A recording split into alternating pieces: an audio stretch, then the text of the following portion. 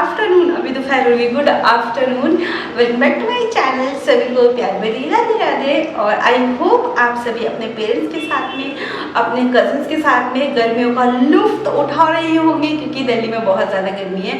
इतनी ज़्यादा गर्मी है ना कि आफ्टरनून में अभी आई थिंक 1 o'clock हुआ है और इतनी ज़्यादा हीट आउट हो रहा है ना कि रूम में बैठकर वीडियो शूट करना ऐसा होता है, मेरे को लगता है क्यों करना है।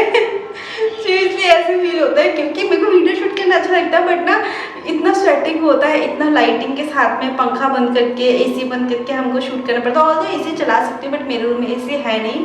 तो ये मिडिल क्लास वाली थिंग्स, एक ही रूम में एसी होता है, उसी में सब घुस घुस के सोते हैं। तो हमें मिडिल क्लास से, तो हमारे घर में भी ऐसा ही कुछ है। चलो अभी बकबक शुरू कर दी ना, फिर मैं पत्नी कहाँ की बात कहाँ लेकर चली जाऊँगी और वीडियो का जो कंटेंट है मैं उसको भूल जाऊँगी। तभी आते हैं हम कंटेंट पे कि आज का टॉपिक क्या होने वाला है। वीडियो का टॉपिक होने वाला है चेस्ट केयर के बारे में, कि हम अपने चेस्ट का केयर कैसे कर सकते हैं, या क्या क्या चीज़ें हमें करनी चाहिए अपनी टीनेज जब हमारा स्टार्ट होता है उस टाइम से लेकर, और क्या क्या चीज़ें नहीं करनी चाहिए। क्योंकि बहुत सारे गर्ल्स ऐसे हैं जिनको इस चीज़ के बारे में पता ही नहीं है। और ये टॉपिक इसलिए भी मैंने आज चूज़ किया इस वीडियो के लिए, क्योंकि कल का जो वीडियो था, थैंक यू सो मच। सबसे पहले आपने बहुत अच्छा रिस्पॉन्स दिया। मैं इतना ज़्यादा वरीड थी कि कल का जो टॉपिक था, आपने वीडियो देखा या नहीं देखा आई डोंट नो, वो बूब टेप के बारे में या बूब कवरिंग के बारे में था। लाइक किस तरीके से हम क्या क्या चीज़ें यूज़ कर सकते हैं अगर हमें ब्रा नहीं वेयर करनी है, या ब्रा के को रिप्लेस करके हम क्या क्या चीज़ें वेयर कर सकते हैं। अगर आपने नहीं देखा तो जाकर प्लीज़ देखो, बहुत यूज़फुल वीडियो है और बहुत सारी चीज़ें आपको उसमें पता चल जाएंगी।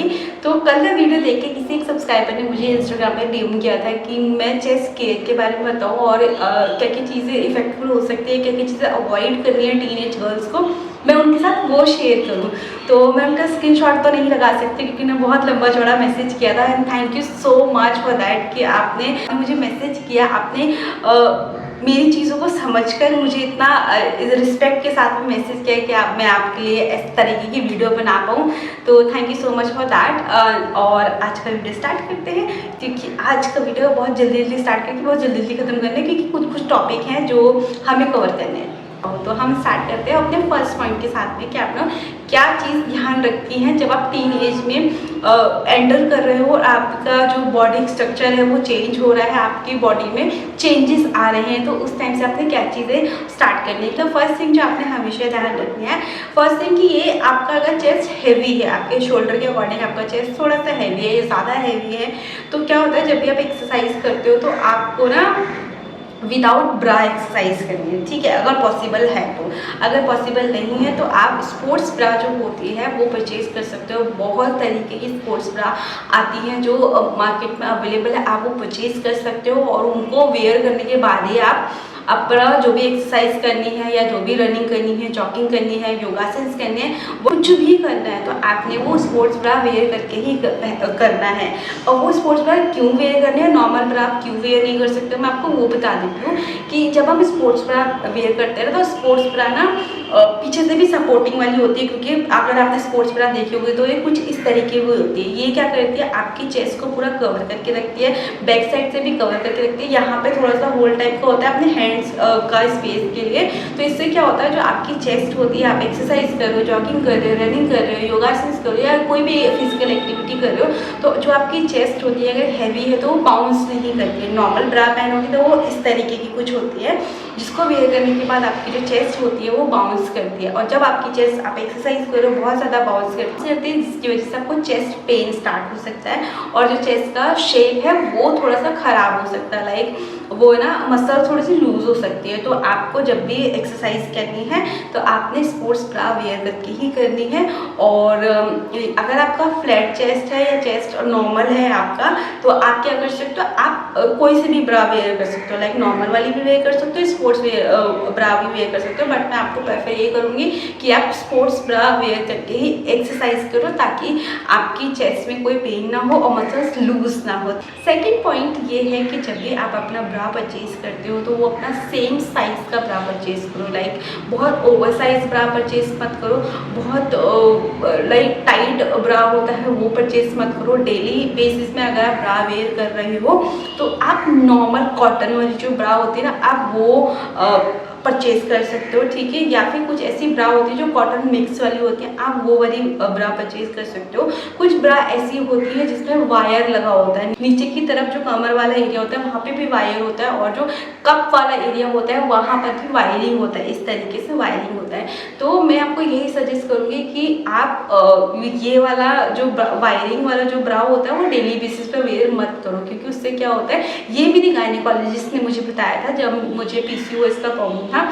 तो उस टाइम पे मुझे बहुत ज़्यादा प्रॉब्लम होती थी, और लाइक जब आपको पीरियड स्टार्ट हो रहे हैं ना, उस टाइम पे आपको पीसीओएस या पीसीओडी या कोई भी ऐसा बॉडी में चेंजेस हो रहे हैं, तो उस टाइम पे ना आपको गायनी से ज़रूर कंसल्ट करना चाहिए, क्योंकि एक चीज़ की वजह से ना बहुत सारी चीज़ें इफेक्ट कर रही होती है हमारी बॉडी में, स्पेशली गर्ल्स की बॉडी में तो इतने सारे चेंजेस हो रहे होते हैं टीन एज में कि वो बहुत समझ में ही नहीं आता है यार हो क्या रहा है, एक साथ ही सारी चीज़ें चेंज हो रही है। तो वो डिफ़िकल्ट पार्ट होता है हमारी लाइफ का, तब जब तक हमें समझ नहीं आती है चीज़ें तब तक के लिए। तो मेरे जो डॉक्टर थे उन्होंने बोला था कि अगर आप ज़्यादा टाइट वाला ब्रा वेयर करोगे, या आप जिसमें वायरिंग होती है वो वाला ब्रा वेयर करोगे, चेस्ट का जो शेप होने वाला है या जो उसकी ग्रोथ होने वाली है उसमें थोड़ा सा प्रॉब्लम होता है, क्योंकि वो बहुत टाइट होता है। जो वायरिंग वाला होता है या हम बहुत टाइट ब्रा वेयर करते हैं तो वो ना दबा दबा सा रहता है, हमारा ना जो चेस्ट वाला एरिया था बहुत ऐसे टाइट और दबा दबा सा रहता है, जिसकी वजह से उसकी ग्रोथ में प्रॉब्लम आती है, मसल्स में प्रॉब्लम होने लग जाती है कई लोग के, और जो हमारे अंदर के ऑर्गन्स होते हैं, जो हमारा लंग वाला एरिया होता है उसमें उसके पीछे एक डायफ्राम होता है, जिसको ऐसे बड़ा होने का स्पेस नहीं मिलता, जिसकी वजह से हमें इंटरनली भी बहुत ज़्यादा प्रॉब्लम होने लग जाती है। और थर्ड पॉइंट ये है कि आप अपनी डाइट में कैफीन से रिलेटेड जितने भी प्रोडक्ट होते हैं उनका इंटेक कम करो, क्योंकि जब कैफीन का इंटेक हमारी डाइट में ज़्यादा होता है तो हमारे हार्मोन इम्बैलेंस होते हैं। जब हमारे हार्मोन इम्बैलेंस होते हैं तो हमारे पीरियड्स टाइम पे नहीं आते, इरेगुलर हो जाते हैं, पीसीओएस का पीसीओडी का प्रॉब्लम हो जाता है, और हमारे चेस्ट वाले एरिया में पेन होना स्टार्ट हो जाता है, हमारे चेस्ट में सिस्ट हो जाती है, कई बार ये गांठें बन जाती हैं कई बार। और इससे क्या होता है कि जब कैफीन का प्रोडक्ट ज़्यादा लेते हैं ना हम अपनी डाइट में, तो हमारे जो चेस्ट वाला मसल्स होती है ना वो लूज होना स्टार्ट हो जाती है। आपने कई गर्ल्स को देखा होगा, कई लेडीज़ को देखा होगा, उनका चेस्ट ना नीचे की तरफ लाइक कैसे बताऊँ मैं आपको, इस तरीके का हो जाता है, ठीक है। वो अगर आप नहीं चाहते हो, क्योंकि इनका मसल्स लूज हो जाता है, ठीक है, तो वो अगर नहीं चाहते हो, अगर आप ये चाहते हो कि आपकी मसल्स टाइट रहे, मॉडल जैसी रहे, तो आप लोगों को कैफीन का इंटेक कम करना पड़ेगा। हम जैसे नालायक लोग तो कुछ पता ही नहीं होता, मेरे को तो कुछ नहीं पता था, मैं इतना चाय पीती थी ना, इतना चाय पीती ना पीरियड्स टाइम पे, हद से ज़्यादा चाय पीती थी। और मुझे जब मेरी डॉक्टर ने पूछा कि कितना चाय पीते हो, तो मेरे को इतना एम्बैरेसिंग फील हुआ कि यार वो सारी चीज़ें मैं अपनी टीन एज में कर रही थी जो मुझे करनी बिल्कुल भी नहीं चाहिए थी, जो मेरी हेल्थ के अकॉर्डिंग या टीन एज के अकॉर्डिंग बिल्कुल वैसे रद्दी जो होती है रद्दी डाइट वो ले रही थी। तो मेरे डॉक्टर ने मुझे बहुत सारी चीज़ें बताई थी, ये भी मेरे डॉक्टर ने मुझे बताया था, गायनेकोलॉजिस्ट ने, कि आपको कैफीन नहीं लेना चाहिए, इससे क्या क्या चीज़ें हो जाती हैं। तो आप चाहें तो आप गूगल पे भी सर्च कर सकते हो इसके बारे में, और आपको बहुत सारे यूट्यूब पे वीडियोस भी मिल जाएगी। जो मैं आपको बता रही हूँ ये मेरा पर्सनल एक्सपीरियंस है, क्योंकि मैंने पहले भी बताया था एक वीडियो में पीसीओएस का प्रॉब्लम था, जिस वीडियो में आपने नहीं देखा तो आप जाकर देख लेना। उस टाइम पे टीनेज के टाइम पे मुझे चीज़ें नहीं पता थी, बट जब मुझे पीसीओएस का प्रॉब्लम था तो उस टाइम पे मैंने इतना सारी रिसर्च किया, या इतना सारा लाइक मैं डॉक्टर के पास जाती थी, पूछते रहती थी इससे क्या होता है, इससे क्या होता है, ऐसे क्यों होता है, ऐसे क्यों होता है, मेरे को क्यों हो रहा है, मेरे को इतना पेन क्यों हो रहा है, क्योंकि मेरा टीन एज वाला जो एज था ना वो बहुत ही ज़्यादा पेनफुल था। I can not explain in a word कि कितना पेनफुल रहा है वो टाइम मेरे लिए। और जब तक मुझे पता नहीं था कि मुझे पीसीओएस है, जब पता चल गया तो फिर ट्रीटमेंट लिया तो वो नॉर्मल हो गया था, क्योंकि फिर डाइट का पता चल गया था किस तरीके की डाइट लेनी है। और इस टॉपिक को अगर मैं जितना भी बातें करूँ ना इस टॉपिक के बारे में वो कम होती है, क्योंकि मुझे इतना सारा ज्ञान हो चुका है ना मैं पूरा टाइम बोल सकती हूँ, आप कुछ भी पूछोगे मैं सब बता दूँगा आपको। तो वो एक बहुत अलग टॉपिक है। तो मैंने आपको बता दिया कि कैफीन का इनटेक बहुत ज़्यादा नहीं करना है, अगर आप करते हो तो इमीडिएटली स्टॉप करो। पीरियड्स टाइम में तो बिल्कुल भी कैफीन का इनटेक नहीं करना है, थोड़ा बहुत चल सकता है बट ज़्यादा नहीं। फोर्थ टिप ये है आपके लिए कि अगर आप अपने ओल्ड ब्रा को वेयर कर रहे हो, बहुत रूटीन बेसिस पे वेयर करो, लाइक एक एक 2-2 साल पुरानी ब्रा आप वेयर करो, तो उसको पहनना बिल्कुल बंद करो, क्योंकि वो बहुत ज़्यादा ख़राब है आपकी बॉडी स्ट्रक्चर के लिए, आपकी चेस्ट के लिए। क्योंकि क्या होता है, जब हम मल्टीपल टाइम ना अपनी ब्रा को वॉश करते हैं तो उसकी इलास्टिक लूज होने लग जाती है, जो उसका इलास्टिक बैंड होता है बैक साइड का ऐसा सा, वो लूज होने लग जाता है, जिसकी वजह से हमारा शेप ना कुछ ऐसा हो जाता है बॉडी का, लाइक हम ना नीचे को झुकने लग जाते हैं। आई डिड दैट मिस्टेक कि मैं अब जो पुरानी ब्रा होती थी मुझे वो कंफर्टेबल फील होती थी, क्योंकि वो बहुत ज़्यादा वॉश हो जाती थी, मुझे बहुत कंफर्टेबल फील होता था, मैं वही वेयर करती थी, जिसकी वजह से मेरी बॉडी ना ऐसे झुक के रहने लग गई थी, तो मेरी स्पाइनल बोन ना ऐसे कर्व में आ गई थी। तो उस टाइम पे मैंने रियलाइज़ किया कि मुझे ऐसा क्यों हो रहा है। तो मेरे ट्रेनर ने मुझे ये बताया कि आप जो ब्रा वेयर कर रहे हो वो आप बहुत गलत वेयर कर रहे हो, उसको चेंज करो। देन मैंने सर्च किया कि कैसे कैसे अगर हम ओल्ड ब्रा पहनते हैं तो क्या क्या चीज़ें, क्या क्या प्रॉब्लम होगी। तो मुझे ये पता चला कि ओल्ड ब्रा वेयर करने से हमारा जो बॉडी स्ट्रक्चर होता है, चेस्ट का जो साइज़ होता है, वो उसका शेप खराब होने लग जाता है। एंड इसके साथ में अगर हम ज़्यादा टाइम तक एक ब्रा वेयर कर रहे हैं, बहुत बार वॉश हो चुका है, उसका इलास्टिक बैंड जो है वो लूज़ हो चुका है, उसके कप्स का जो इलास्टिक है वो लूज़ हो चुका है, जिसकी वजह से हमारा बॉडी स्ट्रक्चर तो ख़राब होता ही है, इसके साथ में हमारे नेक में पेन होने लग जाता है, चेस्ट में पेन होने लग जाता है, क्योंकि जब हम बहुत लूज़ ब्रा वेयर करते हैं तो चेस्ट हमारी बाउंस होती है, जिसकी वजह से चेस्ट की जो मसल्स होती हैं वो इफेक्ट होती हैं। इसके साथ में हमारी स्पाइनल बोन जो होती है वो कर्व में आने लग जाती है और उसका शेप खराब होता है। तो आप अगर बहुत पुरानी ब्रा वेयर कर रहे हो तो उसको इमीडिएटली बंद करो और न्यू ब्रा वेयर करना स्टार्ट करो, जिसका इलास्टिक बैंड भी ठीक हो और जिसके कप की इलास्टिक भी ठीक हो और वो आपके ब्रेस्ट के साइज के अकॉर्डिंग हो। तो ये सारी चीज़ें आपको हमेशा याद रखनी चाहिए। अगर याद नहीं है तो आप मेरी वीडियो सेव कर लो और उसको बार बार देखते रहो, ताकि आपको याद रहेगी क्या क्या चीज़ें करनी है और क्या क्या चीज़ें नहीं करनी है, ठीक है। नेक्स्ट टिप आपके लिए ये है कि अगर आपको अपने ब्रेस्ट वाले एरिया में कहीं पे भी हेयर ग्रोथ है या निपल्स के साइड में, बहुत सारे लोगों को हेयर ग्रोथ होती है टीन एज में, जब हेयर आने स्टार्ट होते हैं तो इतना पैनिक हो जाते हैं ना बच्चे कि यार ये क्यों हो रहा है, कैसे हो रहा है, क्योंकि बहुत सारे मल्टीपल चेंजेस आते हैं बॉडी के अंदर। तो that is very normal girls, बिल्कुल भी ऐसे पैनिक करने वाली चीज़ नहीं है, सभी की होती है। किसी को ग्रोथ ज़्यादा होती है, किसी को ग्रोथ कम होती है, बट ग्रोथ सभी की होती है, वो बहुत नेचुरल है और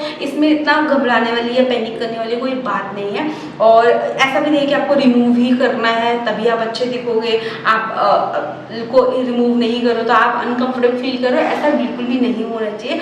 आपका शरीर है, आपको अपने शरीर से प्यार होना चाहिए। जब आप अपने शरीर से प्यार करोगे तभी आप अच्छे दिखोगे, कॉन्फिडेंट दिखोगे। तो अगर आपके चेस्ट वाले एरिया में कहीं पे भी बाल हैं या हेयर ग्रोथ ज़्यादा है तो आप प्लीज़ उसको रेजर से रिमूव मत करो। चेस्ट वाला एरिया बहुत सेंसिटिव होता है, उसको वैक्स करने का तो गलती से भी मत सोचना, क्योंकि कई गर्ल्स होती है जो टीनेज में होती है, मैंने उन्हीं के मुँह से सुना है यार कि हम तो वैक्स कर लेते हैं। यार वो बहुत सेंसिटिव एरिया होता है, उसको इतना गर्म चीज़ों के साथ में डील नहीं करना है, उसको बहुत प्रोटेक्ट करके बहुत समझदारी के साथ डील करना है, क्योंकि वो एक आपका शरीर का पार्ट है और बहुत ही सेंसिटिव पार्ट है, जिसको हम इस तरीके से डील नहीं कर सकते। तो अगर आपकी चेस्ट वाले एरिया में हेयर ग्रोथ ज़्यादा है तो आप उनको ट्रिम कर सकते हो, क्योंकि अगर आप उसको रेजर करोगे या वैक्स करोगे तो वो वाला एरिया ना आपका ड्राई होगा, जिसकी वजह से आपको इन्फेक्शन होने का भी डर रहता है और स्किन में प्रॉब्लम होने का भी डर रहता है। नेक्स्ट टिप आपके लिए ये है कि आजकल बहुत ज़्यादा गर्मी हो रही है, ठीक है, जिनका भी चेस्ट हैवी होता है, शोल्डर छोटे होते हैं, चेस्ट थोड़ा सा भी हैवी होता है, तो होता है क्या है कि चेस्ट के जो नीचे की तरफ होता है ना, वहाँ पर आपको स्वेटिंग होता है। स्वेटिंग की वजह से आपको ना इचनेस होने लग जाती है, रेडनेस होने लग जाती है और जिसकी वजह से वहाँ पर ना छोटे छोटे पिंपल होना स्टार्ट हो जाते हैं। तो जिसके लिए आपको क्या करना है, एकदम तो उस वाले एरिया को भी, आपके चेस्ट वाले एरिया को अच्छे से मॉइस्चराइज करना है। और अगर आपको चेस्ट के नीचे रेडनेस हो रही है, इचनेस हो रही है या पिंपल टाइप की, घमौरी टाइप की कुछ हो रही है, तो आपको कोई भी एंटी फंगल इन्फेक्शन वाली जो क्रीम आती है आप वो परचेज करके रखो, आप उसको यूज़ करना। और क्योंकि वहाँ पे अगर ज़्यादा दिन तक रेडनेस रहती है, पिंपल रहता है, तो वहाँ ना डार्क स्पॉट्स बनना स्टार्ट हो जाते हैं, जो बहुत ही ज़्यादा बेकार लगते हैं, गंदे लगते हैं। तो आप क्यों चाहोगे आपकी बॉडी पे कहीं डार्क स्पॉट हो और वो दिखे, क्योंकि फुल ड्रेसेस पहनोगे तब तो वो नहीं दिखेंगे, लेकिन जब आप ब्लाउज पहनोगे, क्रॉप टॉप पहनोगे तो ऑब्वियसली वो दिखेंगे। या आप लोग बिकनी वेयर करना चाहते हो तो वो ऑब्वियसली वो दिखते ही हैं। तो अगर आप ऐसा नहीं चाहते हो तो आप उसका केयर करो। जैसे समर आना स्टार्ट हो जाते हैं तो आप लोग उस एरिया को मॉइस्चराइज रखो, वहाँ पे पाउडर लगा सकते हो अगर आपको स्वेटिंग का प्रॉब्लम हो रहा है। अगर आपको बहुत ज़्यादा स्वेटिंग होता है, जैसे आप सैनिटरी पैड यूज़ करते हो, उसी तरह ब्रा की जो इलास्टिक होती है उसके नीचे आप कोई भी कॉटन का कपड़ा इंसर्ट कर दो ताकि आपको स्वेटिंग हो तो वो कपड़े के में इंसर्ट हो जाए और आपको वहाँ पर इचनेस ना हो और फंगल इन्फेक्शन ना हो। तो ये थी कुछ ऐसी टिप्स जो मैं अपनी पर्सनल लाइफ में फॉलो करती हूँ और जो चीज़ें मुझे डॉक्टर ने बताई हैं मेरे टीनेज के टाइम पे, या जो मेरी मम्मा ने मुझे बताई हैं, और कुछ चीज़ें मैंने अपनी टाइम के साथ में एक्सपीरियंस किया है, मैंने वो सारी चीज़ें आज इस वीडियो में इंक्लूड की हैं। आई होप आप लोगों को वीडियो अच्छा लगा हो, इन्फॉर्मेटिव लगा हो। और अगर आपका कोई भी डाउट है तो मेरी इंस्टाग्राम आई डी यहाँ पे आ रही है, आप वहाँ पर जाके मुझसे पूछ लेना, ठीक है। मुझे जितना भी बताऊँगा मैं ज़रूर बताऊँगी। मैं आपको ये नहीं कह रही कि आप वहाँ पर जाके मुझे फॉलो करो, मेरे वीडियो लाइक करो, नहीं। अगर आपको कोई भी इन्फॉर्मेशन चाहिए, जितना मुझे पता है या मेरा एक्सपीरियंस है, मैं उतना आपको ज़रूर शेयर करूँगी और हो सकता है आप लोगों के लिए वो बेनिफिशियल हो जाए और आप जिस भी प्रॉब्लम का सामना कर रहे हो उससे आपको रिलीफ मिल जाए। क्योंकि एक्सपीरियंसेस जो होते हैं उनको हम शेयर करते हैं तो वो और ज़्यादा इंक्रीज होते जाते हैं। तो यही था आज का वीडियो। आई होप आपको अच्छा लगा हो तो प्लीज़ कमेंट में मुझे ज़रूर बता देना।